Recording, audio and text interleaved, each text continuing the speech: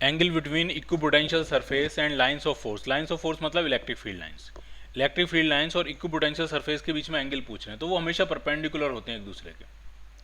ठीक, समझ लीजिए जरा। जैसे मान लीजिए एक पॉइंट सोर्स है, तो पॉइंट सोर्स अगर है प्लस क्यू चार्ज है, पॉइंट चार्ज है, तो इसकी जो इक्विपोटेंशियल सरफेसेज होंगी वो कंसंट्रिक स्फीयर्स होंगे। ये कंसंट्रिक स्फीयर्स क्या होंगे? इक्विपोटेंशियल सरफेसेज होंगे इसके। और इसकी जो इलेक्ट्रिक फील्ड लाइंस होंगी वो रेडियली आउटवर्ड्स होती हैं। ये रेडियली आउटवर्ड्स होती हैं, ये इलेक्ट्रिक फील्ड लाइंस है। फील्ड लाइंस या इलेक्ट्रिक फील्ड लाइंस। तो किसी भी इक्विपोटेंशियल सरफेस और उस पोजीशन पे जो इलेक्ट्रिक फील्ड लाइंस होंगी उनके बीच में हमेशा जो एंगल होता है वो कितना होता है? 90 डिग्री। ऐसा होना जरूरी भी है। ऐसा होना इसलिए जरूरी है कि अगर 90 डिग्री एंगल नहीं होगा तो क्या होगा, और 90 डिग्री एंगल होना क्यों जरूरी, दोनों बात आप समझिए। देखिए, अगर मेरे पास कोई स्मॉल चार्ज है, स्मॉल क्यू चार्ज, और उसको मैं इक्विपोटेंशियल सरफेस पे मूव कराऊं, तो एक पॉइंट से दूसरे पॉइंट मूव कराने में जो work done by the electric field होगा या work done by the external agent होगा वो जीरो होना चाहिए। क्यों होना चाहिए? क्योंकि वर्क डन जो है वो होना चाहिए जिस चार्ज को आप मूव कराते हो इनटू फाइनल पॉइंट का पोटेंशियल माइनस इनिशियल पॉइंट का पोटेंशियल। ये होता है work done by external agent. अब जब इक्विपोटेंशियल सरफेस है तो फाइनल पोटेंशियल और इनिशियल पोटेंशियल सेम हुए, तो ये कैंसिल आउट होकर क्या हो जाएगा? जीरो। इसका मतलब वर्क डन क्या हो जाएगा? जीरो। क्लियर? अब वर्क डन सिर्फ तभी जीरो हो सकता है जब फोर्स और डिस्प्लेसमेंट परपेंडिकुलर हो। फोर्स जो लग रहा है वो सरफेस के परपेंडिकुलर जब लगेगा तभी, और डिस्प्लेसमेंट सरफेस के अलोंग होगा। फोर्स सरफेस के परपेंडिकुलर लगेगा तभी तो ऐसा होगा कि फोर्स और डिस्प्लेसमेंट के बीच में ds ये डिस्प्लेसमेंट है, ये f फोर्स है, इसके बीच में एंगल कितना है? 90 डिग्री। और जब एंगल 90 डिग्री होगा तभी वर्क डन क्या होगा? जीरो होगा। इलेक्ट्रिक फोर्स का वर्क डन अगर जीरो होगा तो एक्सटर्नल एजेंट का वर्क डन भी जीरो होगा, क्योंकि दोनों के सम का वर्क डन जो होता है, एक्सटर्नल का वर्क डन प्लस इलेक्ट्रिक का वर्क डन, दोनों का सम जीरो होता है। वर्क एनर्जी थ्योरम ये कहती है कि work done by all the forces is equal to change in kinetic energy. और अगर हम इसको वेरी स्लोली मूव करा रहे हैं, बहुत आराम से, तो दो फोर्स वर्क कर रहे हैं। एक इलेक्ट्रिक फोर्स वर्क कर रहा है और एक एक्सटर्नल एजेंट वर्क कर रहा है। इन दोनों का वर्क डन का sum change in kinetic energy जो कि जीरो के बराबर होगा। अगर इलेक्ट्रिक फोर्स का वर्क डन जीरो है तो एक्सटर्नल एजेंट का भी वर्क डन क्या होगा? आपका जीरो होगा। क्लियर? तो इक्विपोटेंशियल सरफेस और फील्ड लाइंस के बीच में हमेशा कितना एंगल होता है? 90 degree. They are always perpendicular to each other. ठीक।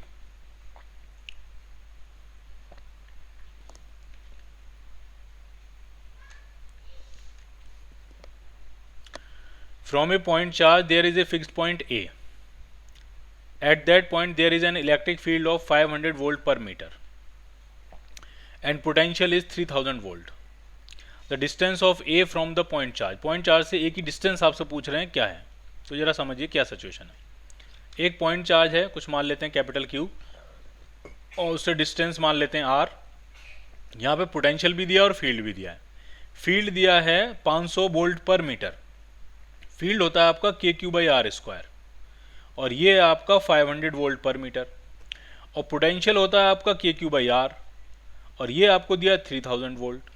और आपसे डिस्टेंस पूछ रहे हैं, तो बहुत आसान है, दोनों इक्वेशंस को हम डिवाइड कर देते हैं। तो जैसे ही आप दोनों इक्वेशन को डिवाइड करोगे, या सेकंड अपॉन फर्स्ट करते हैं, ये सेकंड है और ये फर्स्ट है। अगर हम सेकंड अपॉन फर्स्ट करेंगे तो मेरे हिसाब से यहाँ डिवाइड करने के बाद R बचेगा और इधर आ जाएगा आपका 6। तो डिस्टेंस पॉइंट चार्ज से उस पॉइंट की होगी 6 मीटर, 6 मीटर ए पार्ट।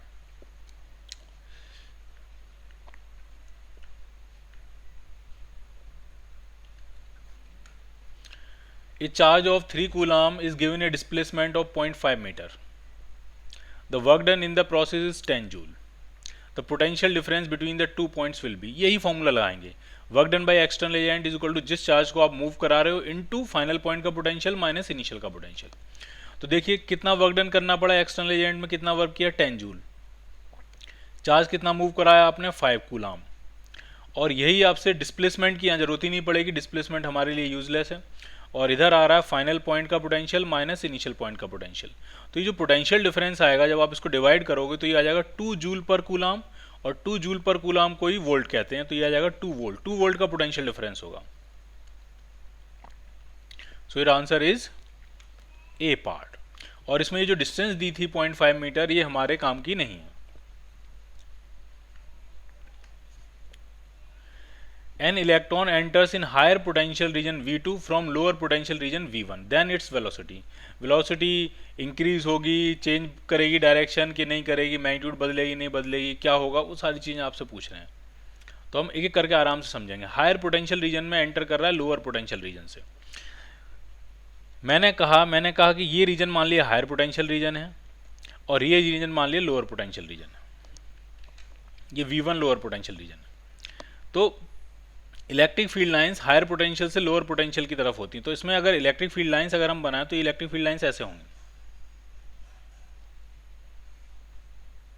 ये इलेक्ट्रिक फील्ड लाइंस होंगी। और अगर कोई इलेक्ट्रॉन है, मान लिया यहाँ पे एक इलेक्ट्रॉन है, ये -e चार्ज है, तो इलेक्ट्रॉन पे जो फोर्स लगता है वो इलेक्ट्रिक फील्ड की अपोजिट डायरेक्शन में लगता है, इधर लगेगा फोर्स, ये इलेक्ट्रिक फोर्स होगा।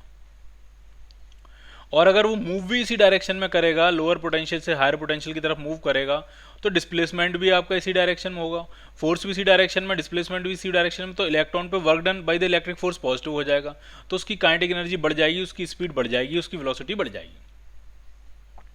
ठीक, उसकी जो स्पीड है, उसकी जो वेलोसिटी है, उसकी जो काइनेटिक एनर्जी है, वो क्या हो जाएगी, बढ़ जाएगी, क्योंकि वो लोअर पोटेंशियल रीजन से कहाँ जा रहा है, हायर पोटेंशियल रीजन। तो जिधर जा रहा है उस पर फोर्स भी उधर ही लग रहा है, इलेक्ट्रॉन है, नेगेटिव चार्ज है, इसलिए इस पर जो फोर्स लगेगा वो इलेक्ट्रिक फील्ड के अपोजिट लगेगा। अब हम एक एक करके ऑप्शन देखेंगे। Then its velocity will increase, सही कह रहे हैं। Will change in direction but not in magnitude, ऐसा नहीं है, मैग्नीट्यूड भी बदलेगा, क्योंकि फोर्स लग रहा है, इलेक्ट्रिक फोर्स वर्क करता है, वर्क करेगा तो काइनेटिक एनर्जी बदलेगा, काइनेटिक एनर्जी बदलेगी तो स्पीड बदलेगी, स्पीड बदलेगी तो वेलोसिटी का मैग्नीट्यूड बदलेगा। अगर यहाँ मैग्नेटिक फोर्स होता तो मैग्नेटिक फोर्स वर्क नहीं करता है, वो सिर्फ वेलोसिटी की डायरेक्शन बदलता है, वो वेलोसिटी का मैग्नीट्यूड कभी नहीं बदलता। ठीक, तो इसकी वेलोसिटी जो है वो इंक्रीज होगी। ठीक, will change in direction but not in magnitude, गलत है ये। Will not change in direction of field, क्या फील्ड की डायरेक्शन में नहीं चेंज होगी, फील्ड की डायरेक्शन में ही तो चेंज हो रही है, जिधर फील्ड है उसी लाइन के अलोंग ही जो वेलोसिटी है वो चेंज हो रही है। Will not change in the direction perpendicular to the field, ये भी बिल्कुल ठीक है। अगर मान लिया ये 2 डायमेंशनल सेटअप है, मतलब इलेक्ट्रॉन को आपने किसी एंगल पे फेंका है, तो इलेक्ट्रॉन के पास एक वेलोसिटी ये होगी और एक वेलोसिटी ये होगी। अब ये जो वेलोसिटी है जो परपेंडिकुलर है फील्ड के, इसमें कोई चेंज नहीं आएगा, क्योंकि इस फोर्स जो है वो इस वेलोसिटी के परपेंडिकुलर है, जबकि ये जो कंपोनेंट है ये चेंज होगा। तो velocity of electron which is perpendicular to the field, which is perpendicular to the force, उसमें कोई चेंज नहीं आएगा। तो इसमें 2 आंसर बनेंगे। So your answer is a part and your answer is D part. Clear?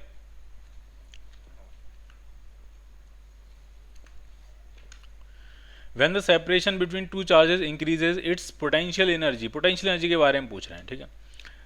तो आप कंसेप्ट से भी समझेंगे और फॉर्मूले से भी समझेंगे। पहले फॉर्मूले समझते हैं।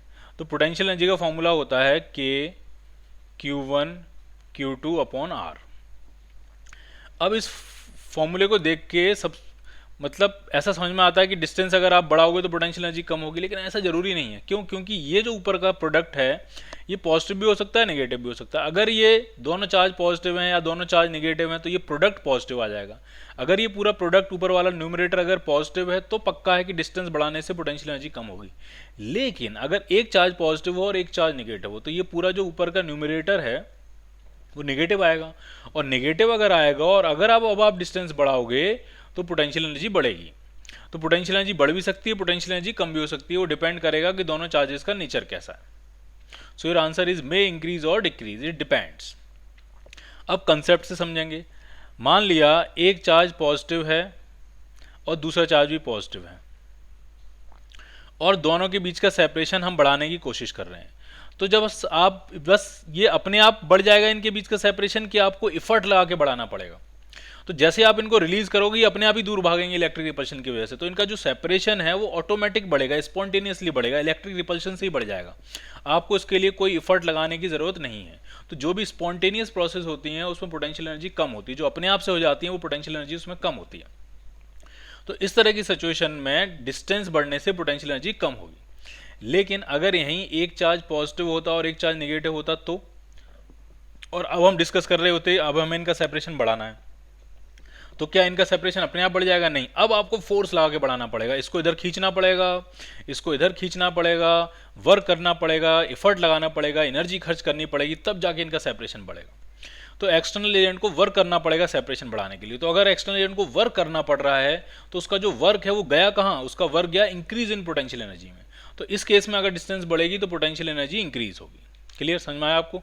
अगर यहाँ डिस्टेंस बढ़ाएंगे तो पोटेंशियल एनर्जी कम होगी, अगर यहाँ डिस्टेंस बढ़ाएंगे तो पोटेंशियल एनर्जी बढ़ेगी। सो इट मे इंक्रीज और it may decrease depending upon the nature of charges. If they are like charges, then upon increasing distance, potential energy will decrease.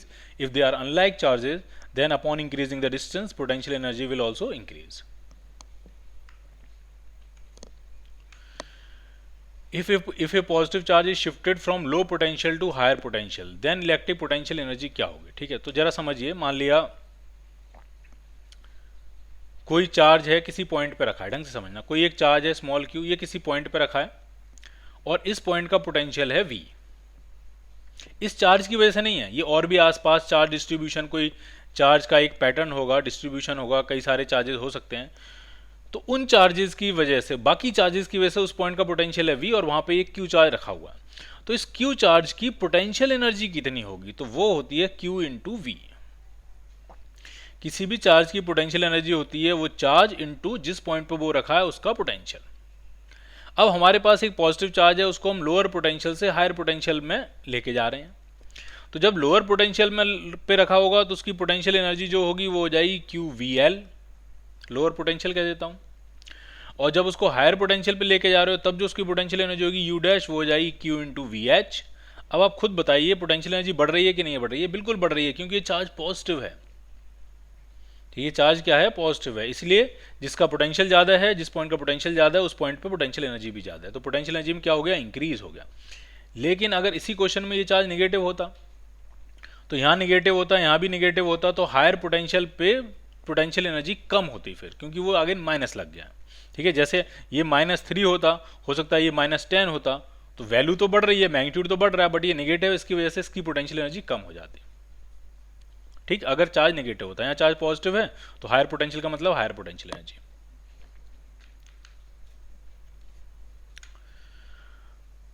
ये question अभी हमने किया था, ऐसा ही क्वेश्चन मिलता जुलता। वर्क डन पूछ रहे हैं, 5 माइक्रोकूलम चार्ज को मूव करा रहे हैं, 10 मिली जूल वर्क लग गया है, पोटेंशियल डिफरेंस आपसे पूछ रहे हैं कितना होगा।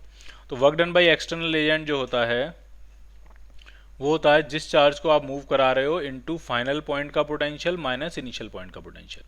कितना वर्क डन है? तो वो है 10 मिली जूल, और इस वर्क डन को अगर हम चार्ज से डिवाइड कर दें तो पोटेंशियल डिफरेंस मिल जाएगा। चार्ज कितना है? चार्ज है 5 microcoulomb, so it is 2 kilo volt. Potential difference 2 kilo volt आ रहा है, VV minus VA, so it is A part. इसी क्वेश्चन में एक चीज और समझ लीजिए, अगर ये कहते हैं वर्क डन बाय, जब कुछ नहीं कहा गया तो हम एक्सटर्नल एजेंट का वर्क डन मानते हैं। अगर इसी क्वेश्चन में कहते हैं कि work done by electric force is 10 milli joule, तो work done by electric force का फॉर्मूला क्या बनता? तो वो समझिए आप। Work done by all the forces होता है चेंज इन काइनेटिक एनर्जी। अगर हम बहुत आराम से मूव करा रहे हैं तो work done by external agent plus work done by electric force का sum change in kinetic energy, जो कि 0 के बराबर होगा। तो work done by electric force का जो फॉर्मूला आ रहा है वो आ रहा है minus times work done by external agent. और work done by external agent क्या होता है? जिस चार्ज को मूव करा रहे हो इनटू फाइनल पॉइंट का पोटेंशियल माइनस इनिशियल पॉइंट का पोटेंशियल। तो अगर इलेक्ट्रिक फोर्स का वर्क डन दिया होता तो हम ये वाला फॉर्मूला लगा रहे होते, और तब इससे आंसर आता -2 किलो वोल्ट।